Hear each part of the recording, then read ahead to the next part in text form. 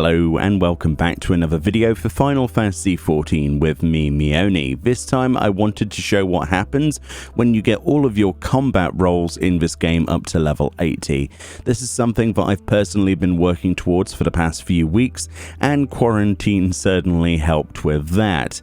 At the weekend I finally got them all to level 80. Ninja was my last one. I saved what I deem the hardest till last, and whilst this gave me some pretty cool achievements, notably the Soul of War title for all of the Disciple of Wars at level 80 and Soul of Magic title for all magic users at 80, you also gain access to a mount as a reward for all of your hard work.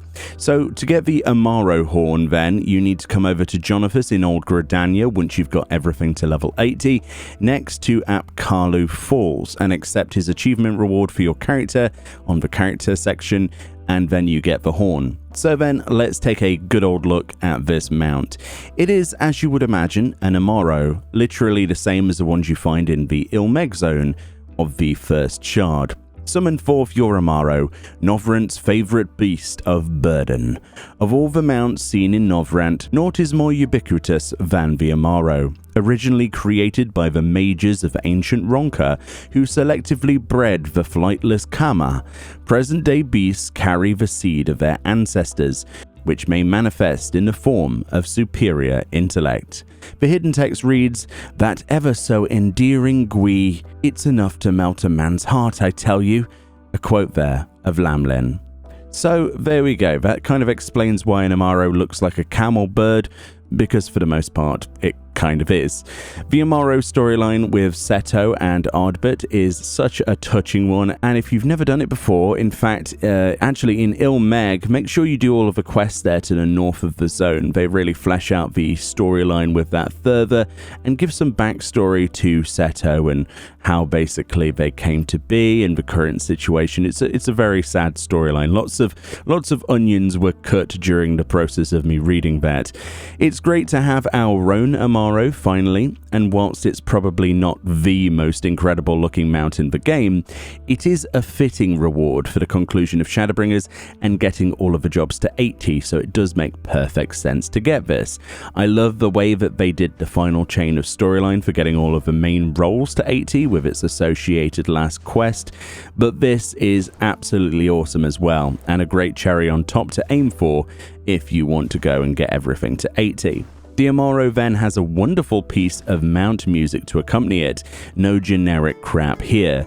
This is actually a unique theme, not played as far as I can tell anywhere else in the game, or at least not this direct version of it.